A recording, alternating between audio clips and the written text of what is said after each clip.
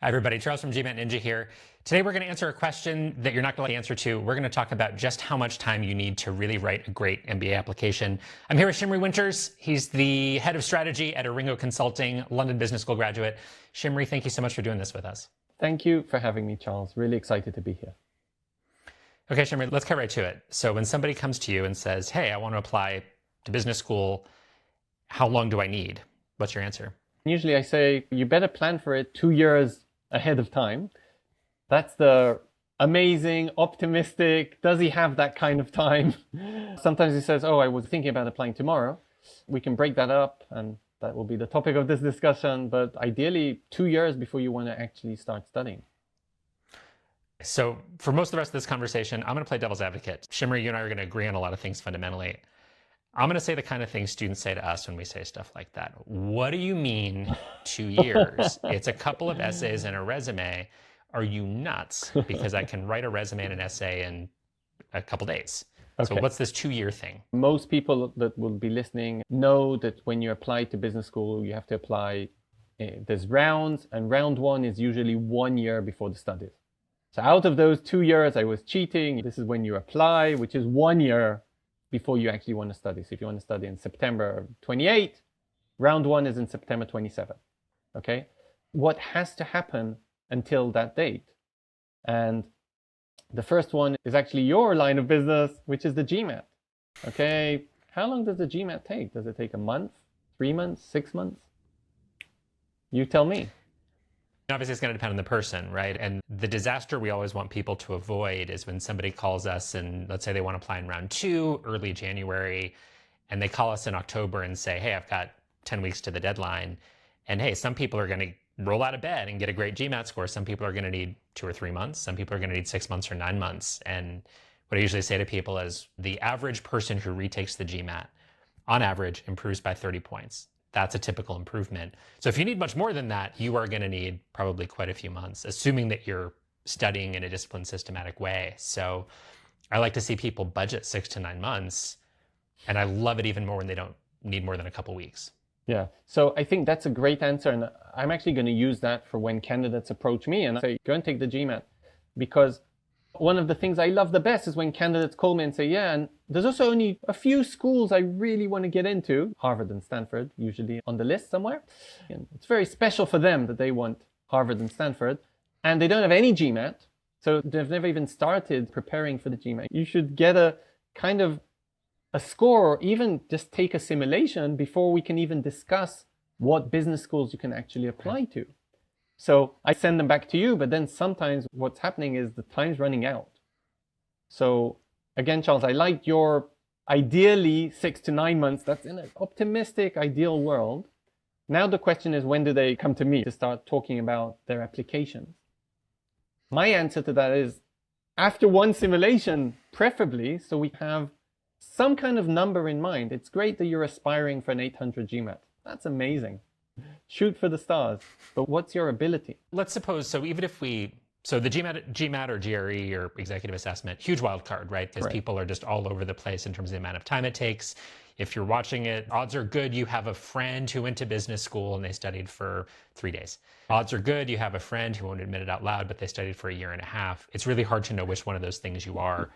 When you start, take a mock exam, see how you do. If you're more than about 30 points away, be prepared for months in case you need it. Now, let's say that somebody's through all that and they say, yeah, okay, GMAT's done. I've got a score that I think is competitive. It's good, not a concern.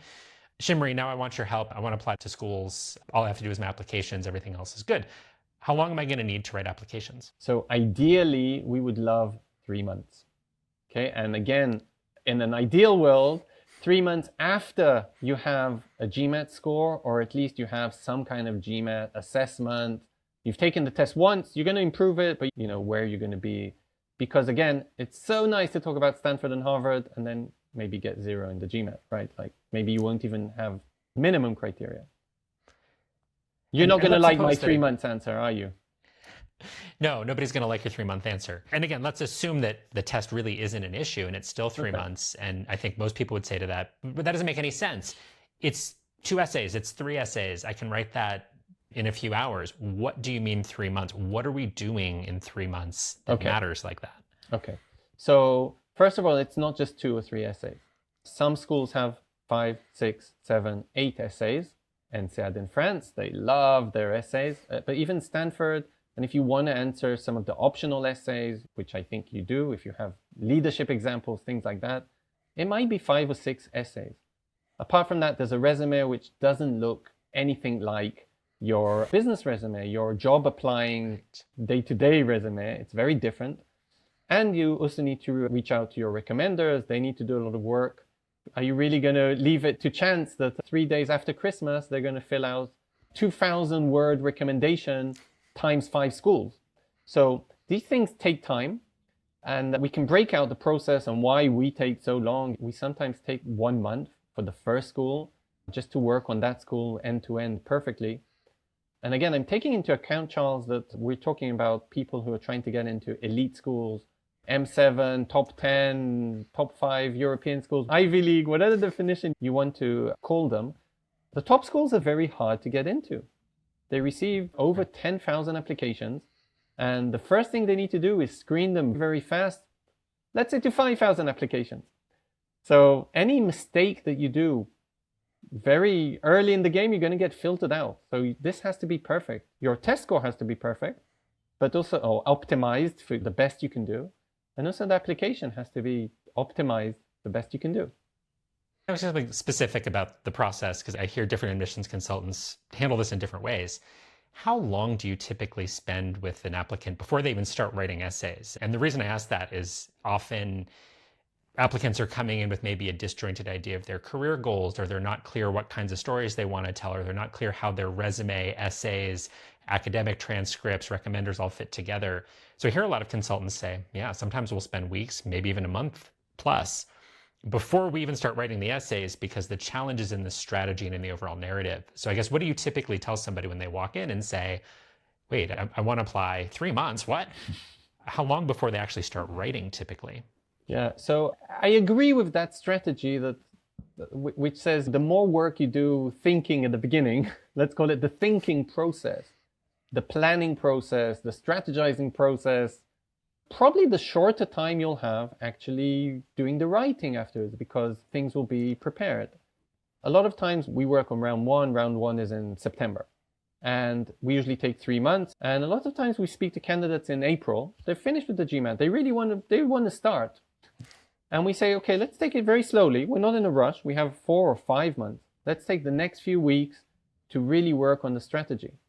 Strategy is a lot of things. It's from choosing which schools to go for. That's part of the strategy, school selection. Who are your recommenders? And of course, what theme and what stories we're choosing for each of those schools, and what are we trying to say? Charles, are you an innovator in a conservative environment? Are you an entrepreneur but want to go to corporate to gain a lot? So there's some kind of theme. It has to be true. It can't just be us advising a client, yeah, this is going to get you in, and we know it's total bullshit, but it's going to get you in. No, that won't work. There's also an interview, and schools aren't stupid. They've seen things like that. So there's a lot of thinking at the beginning. For example, at Aringo, we have a roundtable strategy team of 4 people that interview the candidate, and then we come up with a SWOT analysis and different views on the candidate. You should say this, or you should hide that, or you should not take him as a recommender because you have something very special. And once we finish that strategy, it's much easier now. All that's left is to actually do it. I know that takes time. And so a lot of this is, it's not the writing itself that's necessarily what takes time. And usually when I get pushback from students who say, oh, no, I can write it the night before. All I need is a week or 2 over the holidays to write my round 2 applications. They're thinking of it as a writing task and not a broader strategic one. Correct. I like that. And I'll use that. Not a writing task. So let me ask you this, Shimri. What happens? So we all have examples of people who said, no, I decided at the last minute, I lost my job. I decided 5 days before the deadline to apply, and I got into a great school. I got into a top 10 school. Know plenty of people like that. So it's possible, but how do you know? So as somebody who reads applications, how do you know when it hasn't been done very thoughtfully? What happens? What are the consequences? So there's people who get away with it, But the people who do rush it, what is it exactly that's compromised in terms of quality, in terms of their odds of admission when they do rush the application? First of all, we've all heard stories. Some of them are true. Some.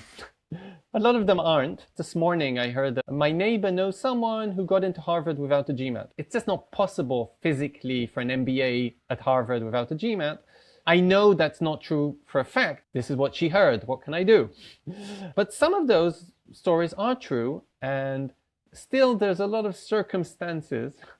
For example, maybe because there were tech layoffs 3 years ago, some of the schools gave extensions in timelines to people who were recently laid off. So sometimes there's also very specific circumstances. Maybe you come from a certain country who there was a certain issue. I know that Northwestern is giving GMAT waivers to Ukrainian candidates. That's a very specific issue and a very specific school. There's lots of specific circumstances. But second of all, yes, there are candidates or there are people who managed to take the GMAT without any prep and got a 700. That's not the majority of people, probably not normal people. It's very high-skilled, good at this specific exam kind of people. And that's fine. And there's also some candidates who manage to wing it, do it very quickly, write an application very quickly, and show enough positive attitude in the application, even if it wasn't perfect. And admissions aren't looking for perfectly written documents. It's just to show you and show your story and your uniqueness. And maybe they just managed to do that very quickly. Again, most candidates won't be able to do that at a good level in a few days. I think what you're suggesting, Shimri, is there are people, and again, we've had former GMAT students who called me up 6 months later and said, yeah, I saved my application till the last minute and I wrote it the night before and it was fine. But they're getting in almost in spite of their execution. Correct. On the application, where there's, hey, their stats are great, maybe they had a great GMAT, great undergrad, something about their background, their demographics that was overwhelmingly positive, and they stated their case clearly enough, even if it was 70 or 80 or 85% of the best they could have done. Let me ask you this. When you see an essay that was done hastily, what exactly do you notice in there that's likely to cost somebody in terms of their odds of admission? So I've seen many, we call this application mistakes. And this is applications in the documents, in the essay or in the resume. And the first would be sloppiness. And sloppiness would be, it's not like a grammar or a spelling mistake. I really don't care if you put a backslash instead of a comma. Or even if you have a spelling mistake in your resume, that's fine. No one's going to take points off that. But if you have the same sentence twice, if you have the same concept twice, okay, that's annoying. You just told me that story before. Why are you telling me this story again? And it might be in a different essay, but you're telling me the same story again. That's laziness, maybe. If you chose the wrong recommenders, and this is vital, we really want recommenders who have worked with you. I've seen some people choose celebrity recommenders. Let's say some kind of a politician that the family knows. He's never worked with you, but he knows the family. Why do you think this is relevant for business school?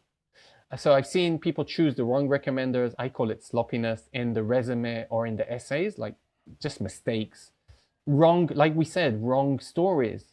You should have chosen, when I asked for a failure story, maybe I was looking for some kind of success in the end or what you learned from this story, but you were just telling me about the failure.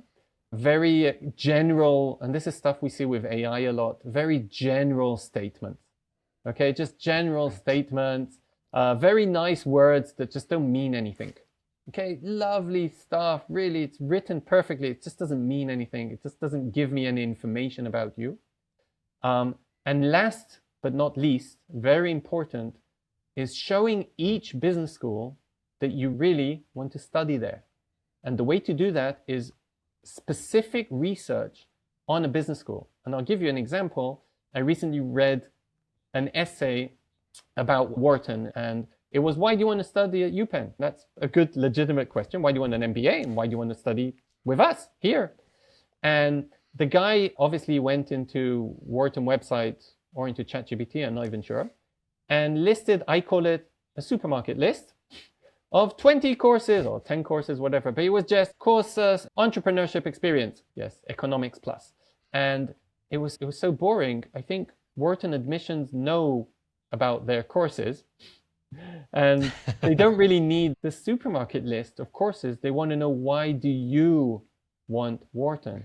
And a much better answer would be, I really want Wharton because course 577, entrepreneurship for beginners. And then to explain in depth, 50 words, why this course works for you and why you work for the Wharton community and you would add value to your class. Specific research on the school, this takes time. You might need to speak to 1 or 2 or 3 students from each school.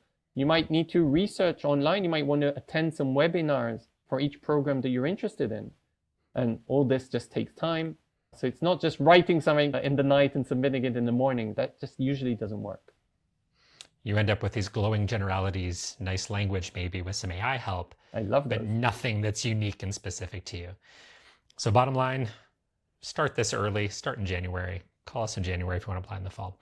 All right, good place to end. Shimri, thank you so much for doing this. Thanks for having me, Charles. Thanks.